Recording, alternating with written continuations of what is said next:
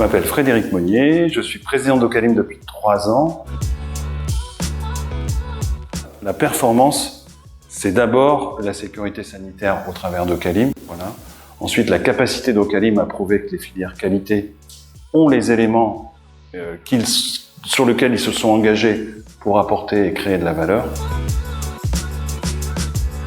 Ocalim, c'est d'abord un référentiel de certification de l'ensemble, des usines d'aliments, de fabrication d'aliments en France, qui permet de garantir en fait l'innocuité et la sécurité sanitaire des aliments qu'on fabrique. Ocalim est porteur du référentiel, organise la mise en place d'un plan de contrôle mutualisé des substances indésirables et délivre un certificat tous les ans avec un auditeur qui vient contrôler dans chaque usine. Cette certification et cette démarche, ce référentiel, sont reconnus par les pouvoirs publics ou les autorités françaises et notre interlocuteur est la DGAL, voilà, et apporte toutes les garanties pour les fabricants d'aliments. 97% des aliments fabriqués en France sont sous le label ou la certification Ocalim. Quand on a été confronté aux crises sanitaires importantes des années 90 et 2000, je pense à l'ESB, je pense aussi à la dioxine, on a su, collectivement les fabricants, créer cet outil Ocalim. Et aujourd'hui, Ocalim, qui est en place depuis 15 ans, a mis en place des reconnaissances mutuelles avec les autres systèmes de certification ou de sécurité sanitaire européens, GMP+, aux Pays-Bas, Ovocom en Belgique, QS en Allemagne, et même aujourd'hui avec ça, nos opérateurs qui sont certifiés Ocalim peuvent avoir les reconnaissances mutuelles sur les pays d'exportation ou dans lesquels ils peuvent intervenir. Alors bon, en tant que président d'Ocalim, je vais parler de performance sous l'angle sécurité sanitaire. En fait, la sécurité sanitaire est le prérequis.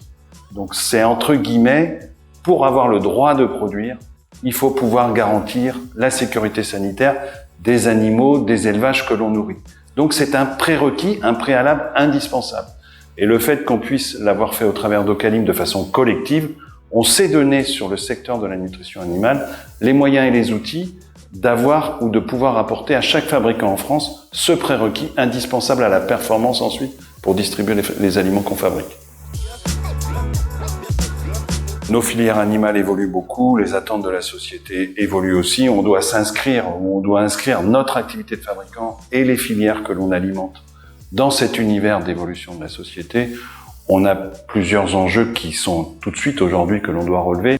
Le premier élément qu'il faut déjà avoir en tête, c'est que la majorité des matières premières qu'on utilise sont des coproduits de l'alimentation humaine. Donc on est déjà vertueux dans le sens où on utilise majoritairement des coproduits, au moins 50% environ, de ce qu'on incorpore dans les aliments. Le deuxième enjeu important, c'est l'enjeu d'environnement, de préserver en fait notre environnement et la nature. Donc au-delà de la durabilité des matières premières, l'activité que l'on développe doit aussi préserver l'environnement. Voilà. Et le troisième enjeu, c'est le carbone.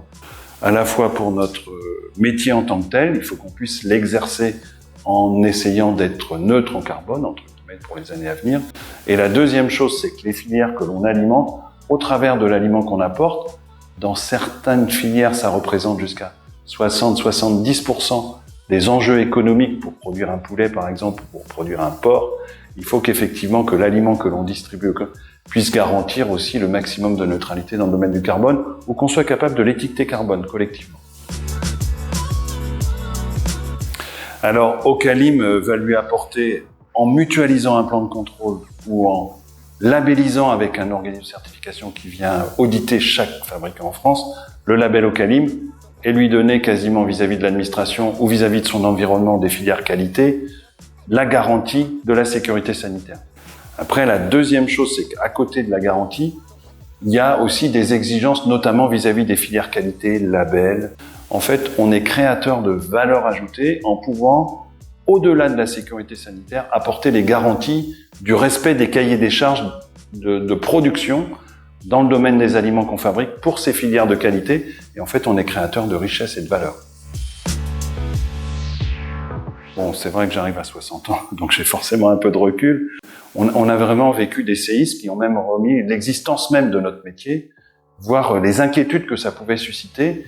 Et on a su collectivement créer l'outil Ocalim de la sécurité sanitaire qui aujourd'hui, de manière indubitable vis-à-vis des filières, vis-à-vis de l'administration ou vis-à-vis des fabricants d'aliments dans l'exercice de leur métier, on leur apporte une garantie.